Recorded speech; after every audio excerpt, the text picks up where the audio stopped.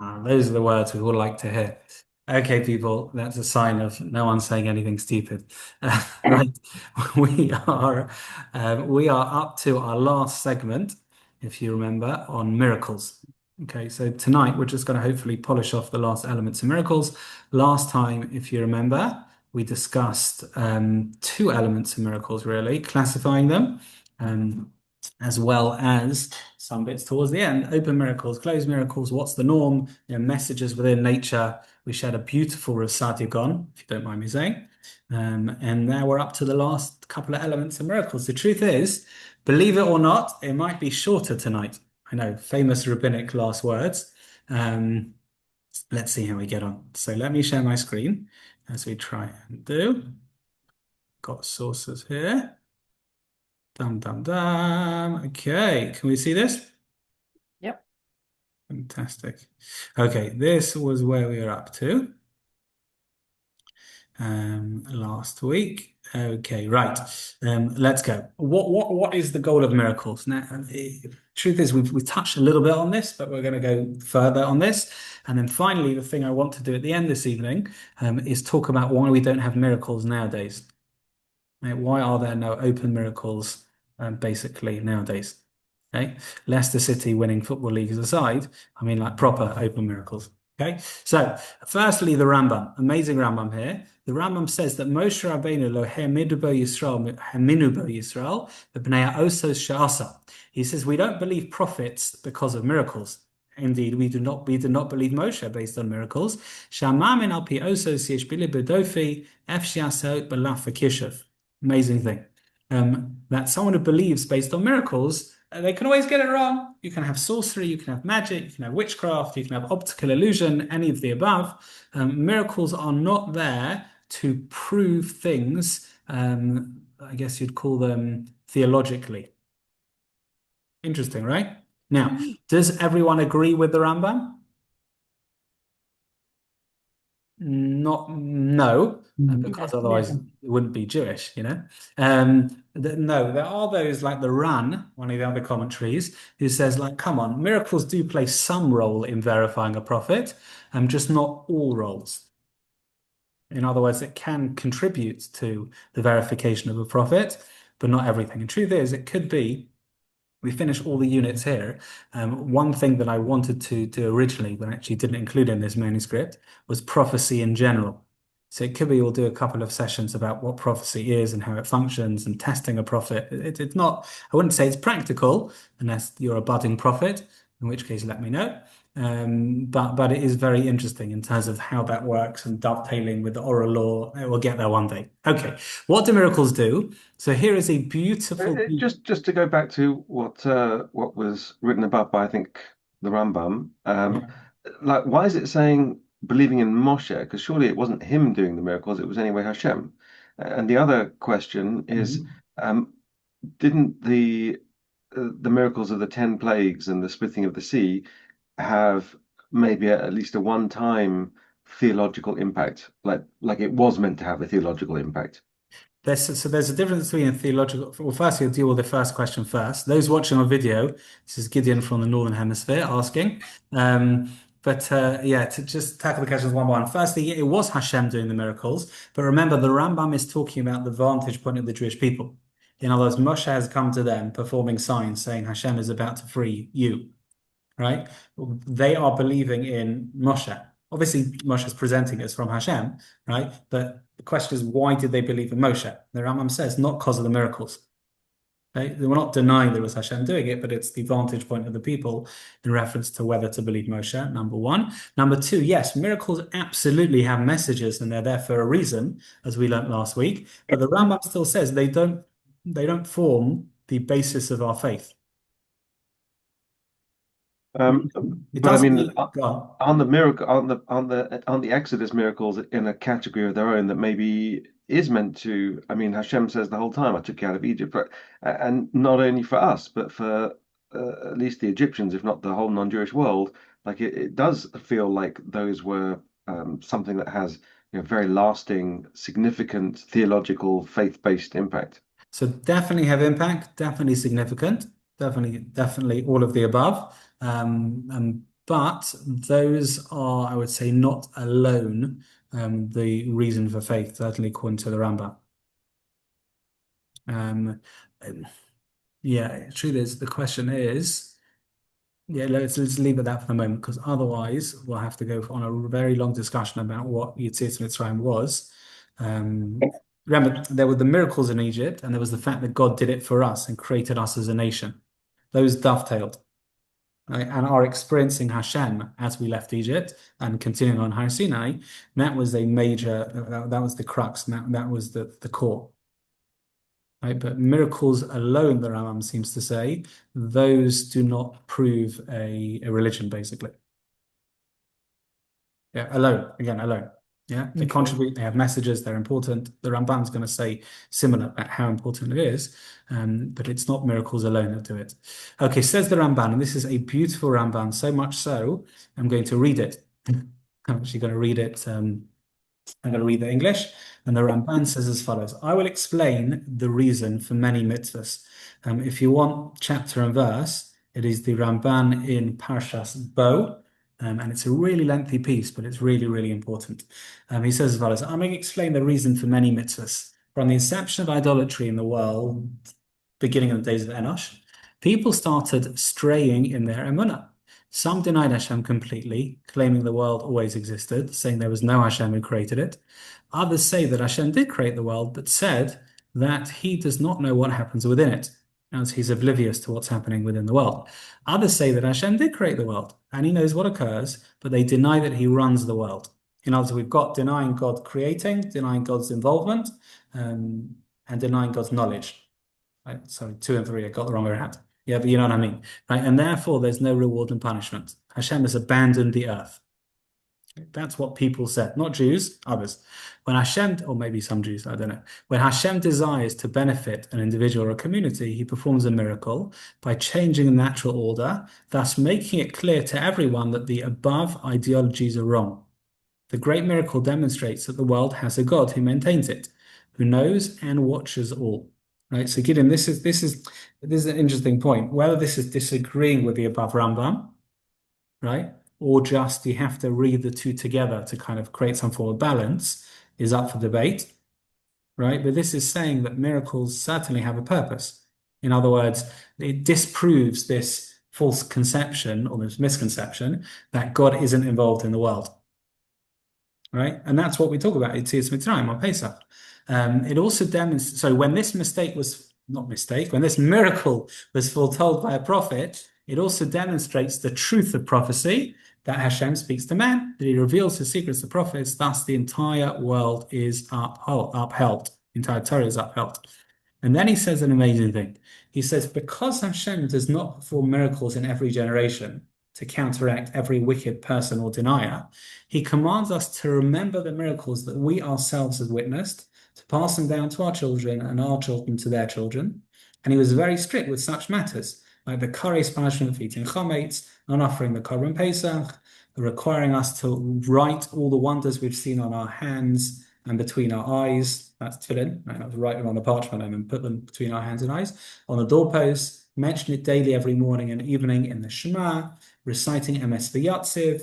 In other words, the reason, the theological implications of Yetzias Mitzrayim were that Hashem has performed a gigantic miracle to forever counteract these false perceptions or false philosophies that argued that Hashem is not involved in the world. Hence the importance of us, every year and more than that, mitzvahs the whole time. There are loads of mitzvahs that are what we call Zeichel Yetzias Mitzrayim. Shabbos is, remembering the Exodus, and Tefillin is, and Mezuzah is, Shema, various other things, because it's crucial and it's key to remember those miracles. Then the Ramban goes on to say a line which is absolutely famous, which really should be done. I'm going to do a bit in Hebrew. I'm actually also going to switch my plug on. Hold on one second. It says, Min hanissim hagdolim hamafursamim Adam Moda Benissim Hanistarim. I should highlight that for you. Min hanissim hagdolim hamafursamim, which means from the big famous miracles, a person admits or acknowledges Nissim Hanistarim, which means the hidden miracles. Shem Yesod HaTorah Kula. In other words, the point of great miracles is that they are a catalyst or a springboard. They open our eyes up to notice these smaller miracles, which indeed he calls the Yesod, meaning the foundation of the entire Torah. Amazing. She'ain, and then he continues, She'ain la'adam chelek. This is a line which is well discussed. She'ain la'adam chelek b'Torah Moshe Rabbeinu. A person has no portion in the Torah of Moshe. Ad shenamin b'chol dvarim mikreinu, until they believe in all matters that kulam nisin, everything is a miracle. Ein behim teva minag shalolam. There's no such thing as nature and just it happens. Because everything is meant to be. And as everything is Hashem ordaining it to be so. Now, that line is hotly debated in terms, just FYI, we don't have time to get into it, in terms of what about, for example, a leaf falling on the floor? Right? There's, I don't know, 5,000 leaves on an average tree. It's a totally made up statistic. Let's go for it. Yeah? Go with it. In the Northern Hemisphere, obviously, Southern Hemisphere will differ. But what's it called? If you see a leaf on the floor, has Hashem ordained that leaf to be on the floor? Or do we say, nah, whatever, that's not how Hashem works. He could, in theory, get involved with every leaf, but he doesn't work like that. Right? So I would say standard thought, the Rambam says this expressly, as does Rav Dessler, a few generations later, that no, that's not Hashem getting involved. He could if he wanted to, but he just doesn't.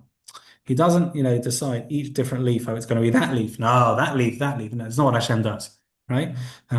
He just makes sure generally that leaves on trees, yeah? But it doesn't matter that leaf or that leaf, Hasidish thought would have it that every leaf is also ordained like that, right? In other words, Hashem, every single detail of everything, that is Hashem deciding that leaf deserved to be on the floor. Now, don't get me wrong, everyone agrees when it comes to matters pertaining to human beings, there is absolute direction from Hashem. So if you're talking about, and did that acorn fall off the tree? Did that acorn fall off the tree? The Rambam would say it doesn't matter. Hasidim said it does. Yeah. If it's that acorn fell off the tree onto my head, yeah, or that coconut may be more painful, then everyone agrees that's definitely ordained because that affects humans directly. That makes sense? Yeah. Hence us davening for rain and things like that. Okay. I'll leave you if you want. You can peruse this paragraph again. It's very, very powerful. That the point of the greater, more famous miracles is to acknowledge the hidden, little, smaller miracles. Very, very powerful line. Really powerful. Okay, that is that element. The last thing, I'm not sure we've done this before, but I'm going to do it again just in case, is as follows. He says another piece of Ramban, which is beautiful, says it's already been clarified, meaning he's talked about it, that open miracles display Hashem's creation of the world, Hashem's knowledge of what happens in the world, and his control of the world. That's what he said above. What about hidden miracles? In other words, what's the point of miracles that are not nature defined? It says hidden miracles show reward and punishment for mitzvahs. Right? The Purim story, unraveled, showed all that. And for all those who daven and look to Hashem, all miracles show Hashem ultimately created the world, his control and knowledge, but some miracles are just hidden. Also a nice line. The translation isn't very flowing, I apologize, but it's a nice line. In other words, miracles that smash nature shows Hashem is involved in the world. Miracles that go within nature shows that you get rewarded for the mitzvahs you do. One nice brain teaser for you is this Rambam. I've not got either the scholarship or the familiarity to be able to fully unpack it, but he says an amazing thing. He asks and quotes a difference of opinion. He says the way that like almost the anatomy or the mechanics of miracles, is it that Hashem pre-created the miracle or he created it live? In other words, when Hashem created the Red Sea, for example, did he insert a condition when he created the Red Sea and say, look, see, I'm creating you. Yeah. At some point, you're going to have to split for my nation.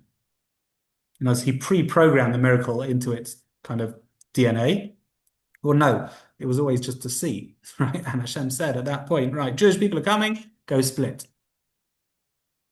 Right?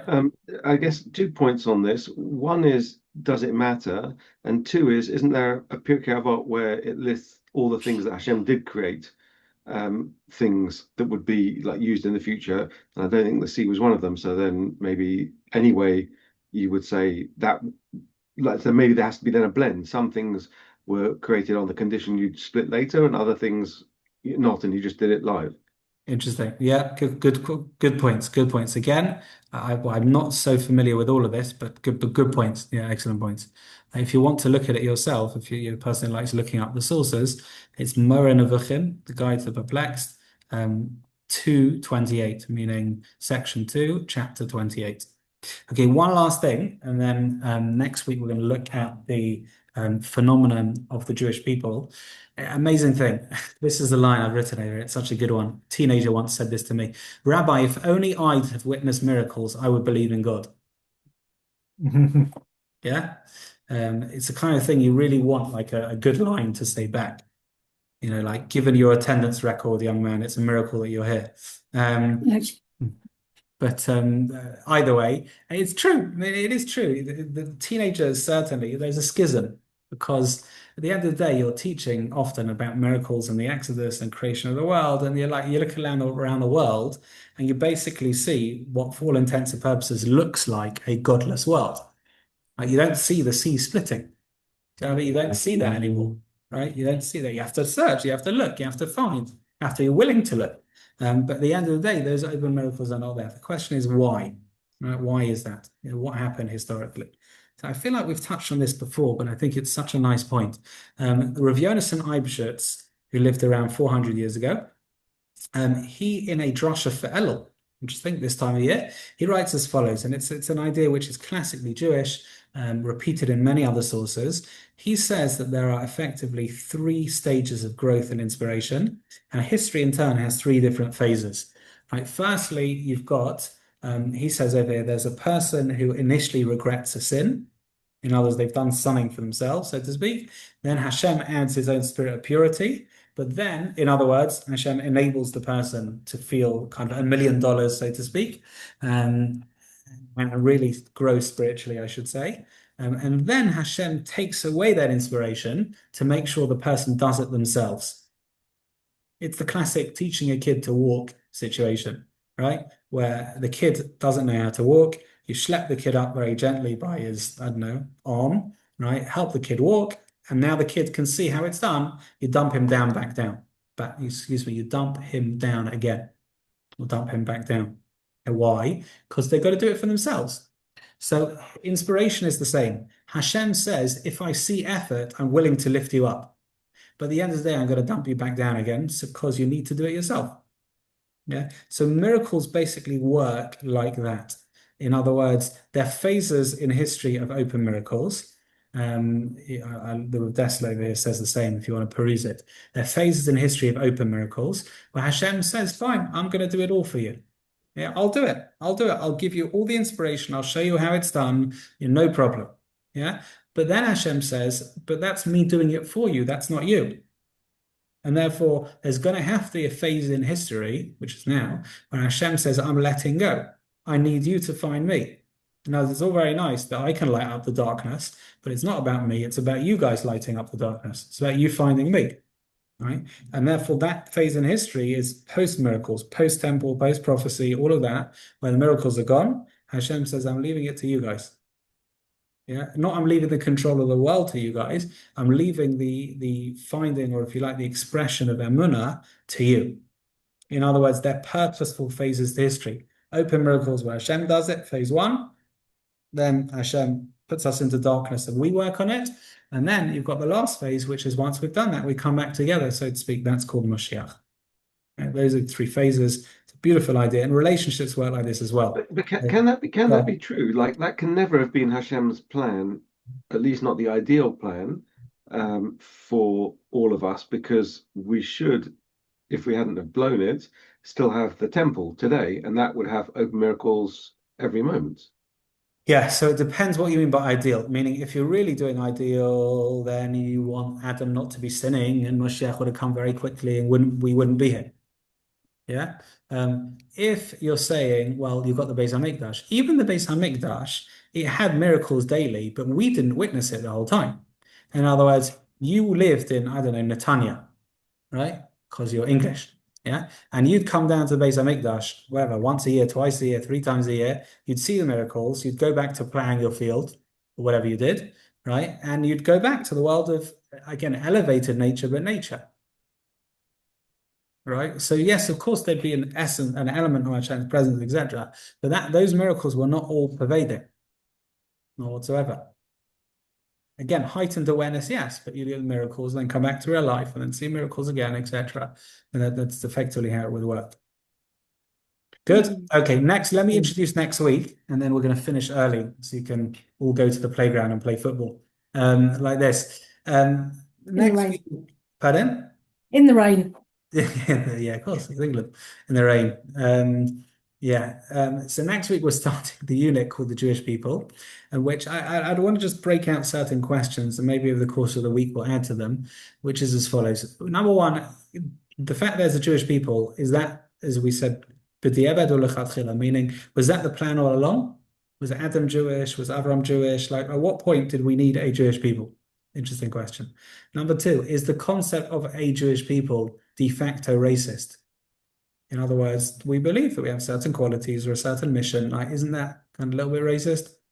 Isn't that a little bit elitist or a bit, I don't know, kind of exclusionary,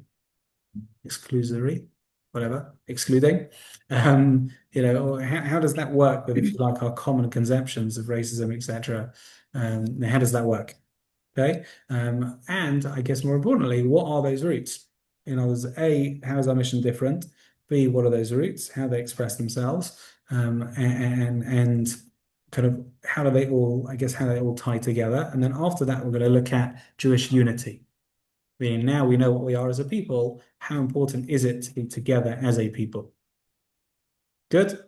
Okay, a little bit early today. Apologies. Good to see everyone. Thank you. Two. Thank you. Good night.